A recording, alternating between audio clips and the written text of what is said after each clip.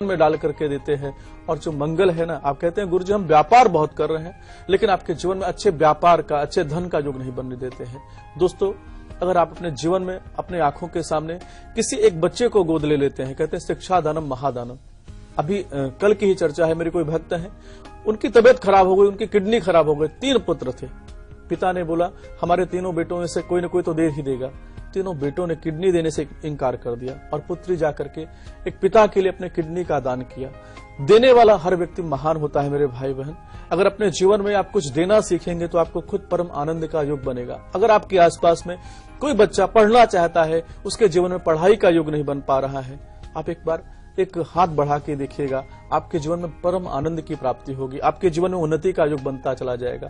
कोई वृद्ध माता पिता है जिनके जीवन में उनके संतान ने उनको बहिष्कृत कर दिया है, पीड़ा का योग बना दिया है, थोड़े समय के लिए उनके पुत्र बन के देखिए, सूर्य का प्रभाव, चंद्रमा का प्रभाव आपके जीवन में अनंत गुना अच्छे फल की प्राप्ति करा देगा। और कोई बहन, कोई बेटी के जीवन में विवाह का योग नहीं बन पा रहा है, एक कन्यादान करके देखेगा, गौ माता की सेवा करके देखेगा। परोपकार की जो शब्द है मेरे भाई बहन, बहुत सारी चीजें, क्योंकि परमार्थ क्या है, जिसमें आपका स्वार्थ ना हो, जो आपके शरीर के माध्यम से, आपकी आत्मा के माध्यम से जिसमें परमार्थ हो, मतलब जिसमें आपका स्वार्थ के बिना किया हुआ कर्म परमार्थ कहलाता है मेरे भाई बहन।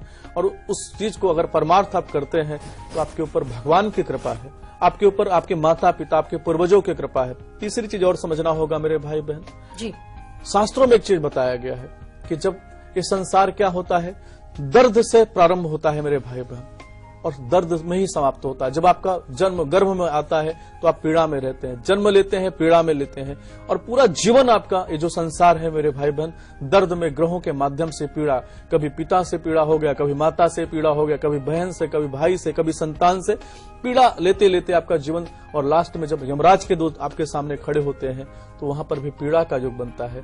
तो क्यों ना ये जो परमार्थ शब्द है इसको हम लोग सुलभ बनाए, इसको हम आसान बनाए। अपने जीवन में अगर एक नेक कार्य आप करना प्रारंभ कर देंगे, पूरा जीवन नहीं कर सकते ना, साल में एक दिन आपका जन्मदिन आता है, उस दिन अपने दिमाग में निश्चय कर लीजिए कि सबसे पहले अपने माता पिता को प्रसन्न करना है, अपने माता पिता के लिए कुछ करना है।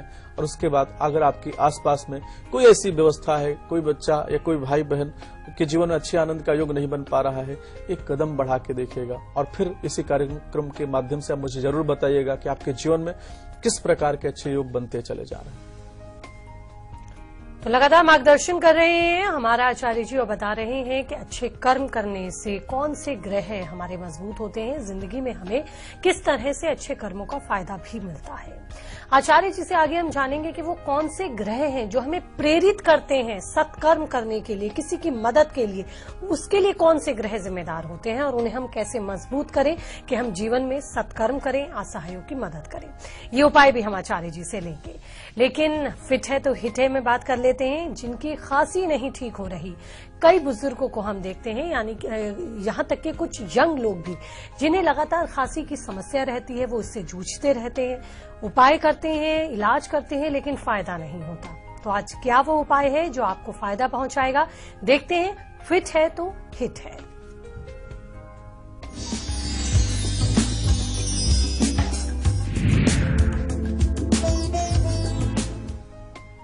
बिल्कुल दोस्तों, जो खांसी आती है इसका संबंध सीधा किससे देखा गया, राहु जी से देखा गया है। राहु गुरु अगर आपकी पत्रिका में खराब हो चुके हैं, एसिड ज्यादा आपके जीवन में बढ़ गया, खटासपन आपके जीवन में ज्यादा आ गया है, अगर आपके शरीर में ज्यादा प्रभाव आ रहा है, तो ऐसी अवस्था के अंदर आप क्या देखेंगे कि गुरु का जो प्रभाव होता है शून्य होता है और आपको खांसी आना प्रारंभ हो जाता है। आपको एक महा उपाय बता रहा, उसको करना प्रारंभ करिए, आपके जीवन में अच्छा योग बनता चला जाएगा। आपको 1.25 किलो दही लेना है और उसमें 250 ग्राम शक्कर मिला करके किसी देव मंदिर में दान करना प्रारंभ कर देना है। और विश्वास मानिए, कम से कम 2-3 बार जैसे आप दान करेंगे वैसे आपके जीवन में ऐसा लगेगा कि आपके जीवन में आनंद का, अच्छे स्वास्थ्य का योग बनता चला जा रहा है। तो ये उपाय हमें आचार्य जी ने बताया, लेकिन अब वो महा उपाय भी हम आचार्य जी से जान लेते हैं, जिससे वो कौन से ग्रह होते हैं जो हमें प्रेरित करते हैं अच्छे कर्म करने के लिए, और हमारे अंदर किसी की भी पीड़ा को देखकर विचलन होता है, यानी कि हम विचलित हो उठते हैं और क्योंकि हम देखते हैं आचार्य जी कई बार कुछ लोग बड़े कठोर बन के बैठे रहते जी, हैं, जी। उनका दिल नहीं पसीजता, उन्हें उनके चेहरे पे शिकन तक नहीं आता किसी को परेशान देखकर। लेकिन कुछ लोग ऐसे होते हैं कि किसी की थोड़ी सी समस्या और परेशानी देखकर वो एकदम विचलित हो जाते हैं, उनकी मदद के लिए एकदम आगे आ जाते हैं। तो इसके लिए कौन से ग्रह जिम्मेदार होते हैं और हमें किन ग्रहों को मजबूत करना चाहिए? तो बिल्कुल बहुत ही उत्तम प्रश्न है। इस कृपा बिन गुरु नहीं, गुरु बिना ना ज्ञान, ज्ञान बिना आत्मा नहीं, गाँव है वेद पुराण। शास्त्र में ऐसे मान्यता है मेरे भाई बहन कि कई जन्मों का पुण्य इकट्ठा होता है तो धन मिलता है, पुण्य और अधिक होता है तो धन के साथ यश मिलता है।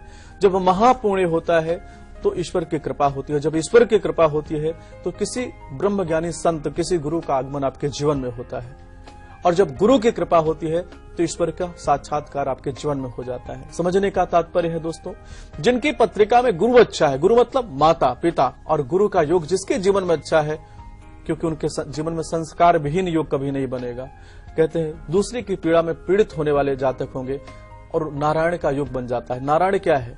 जो सत्कर्म करे, जो परमार्थ करे, वही नारायण। नारायण तो हर जीव के शरीर के अंदर वास करते हैं, परमात्मा हर जीव में व्याप्त है। आप क्या है कि आसुरी वृत्तियों को आप जागृत कर लेते हैं, या जो परमात्मा की वृत्तियां हैं उसको आप जागृत कर लेते हैं। अगर परमात्मा को आप जागृत कर लेते हैं, ईश्वर तत्व को अगर आप जागृत कर लेते हैं, तो आपके जीवन में ऐसे भाव जरूर आते हैं। लेकिन जहां पर आसुरी वृत्तियां हैं, जहां पे दैत्य वृत्तियां हैं, दैत्यों का कार्य है दूसरों को पीड़ित देखना, दूसरों के जीवन में पीड़ा जैसे देखेंगे उनके जीवन में परम आनंद का युग बनता है।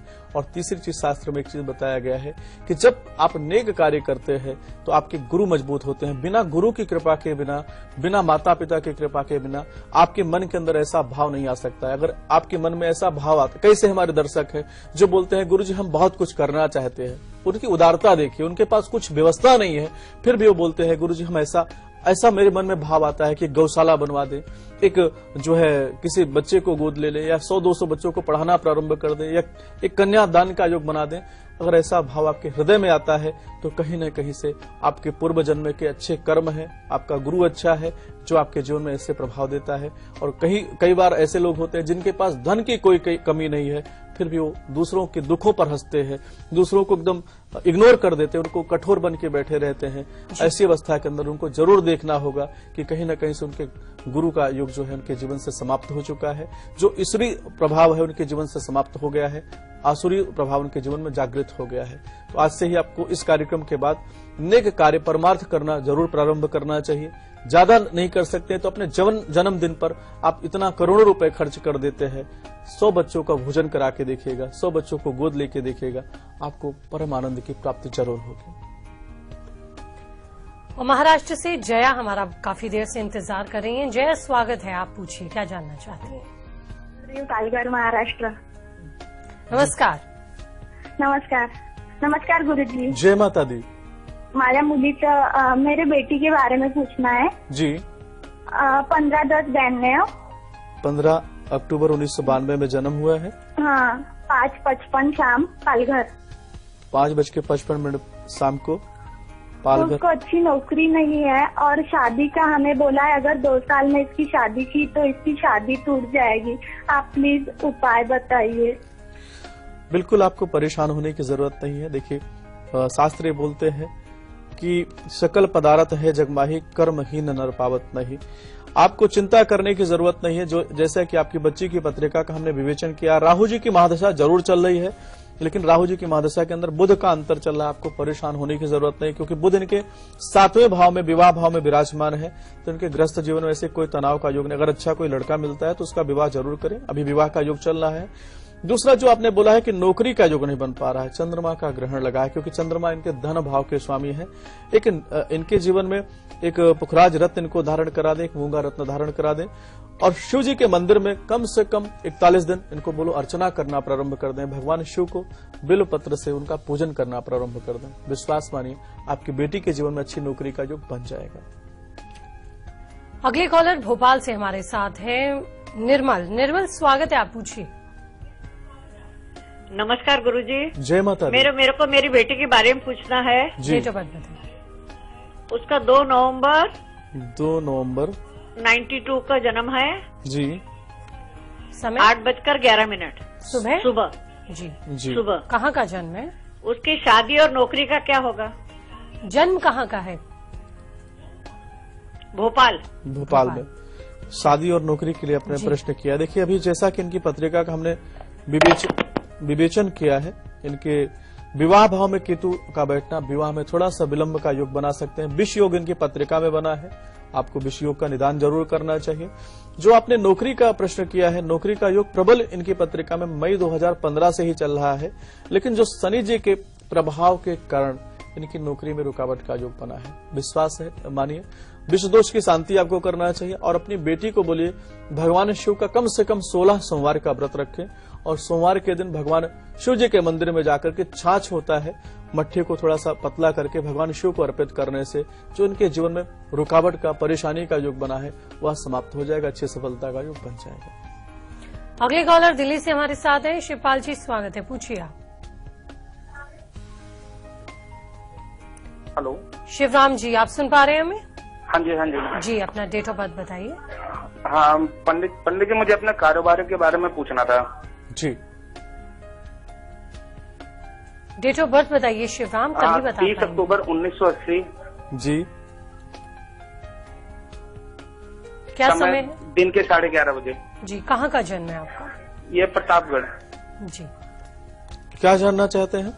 पंडित जी, पिछले 7-8 सालों में बिजनेस के बारे में एकदम टूट फूट हुई है, जिसमें 5-6 में काम बदल चुका हूँ, लेकिन अभी भी स्थिति ऐसी है कि जैसे कर्जा बना रहता है और कारोबार जो भी बनाता हूँ पहले बड़ी तेजी से चलता है और फिर एकदम से नीचे आ जाता है। आपकी माता का स्वास्थ्य कैसा रहता है? जी का स्वास्थ्य तो ठीक है। ठीक है, बिल्कुल एक उपाय नोट करिए। मैं एक चीज बताना चाहता हूँ। देखिए कि चंद्रमा ग्रहण आपकी पत्रिका में है और कैरियर के जो स्वामी है, आपके 10वें भाव के जो स्वामी है वह चंद्रमा महाराज जी है। चंद्रमा जब पीड़ित हो जाएंगे और सूर्य नीच राशि के अंदर विराजमान है, ऐसी अवस्था के अंदर सफलता का योग नहीं बन सकता है। आपको आदित्य हृदय स्तोत्र का पाठ करना चाहिए, साथ में सूर्य सहस्त्र नाम का पाठ करते हुए लाल पुष्प भगवान सूर्य देव को कम से कम 108 लाल पुष्प भगवान सूर्य देव को अर्पित करना चाहिए। तांबे से भरा हुआ एक जल पात्र जो है आपको रविवार के दिन सूर्य जी का ध्यान करते हुए दान करना चाहिए। इस उपाय को करिए, आपके जीवन में सफलता का योग बन जाएगा, आने वाला समय आपका अच्छा होता चला जाएगा। और अगर दूसरे दर्शक भी हमसे बात करना चाहते हैं या हमें मेल करना चाहते हैं तो tare@liveindia.tv पर आप मेल कर सकते हैं। फिलहाल आज के इस कार्यक्रम में इतना ही। बहुत बहुत शुक्रिया आचार्य जी आपका भी। और कल फिर होगी आपसे मुलाकात एक नए विषय के साथ। तब तक दीजिए इजाजत। नमस्कार।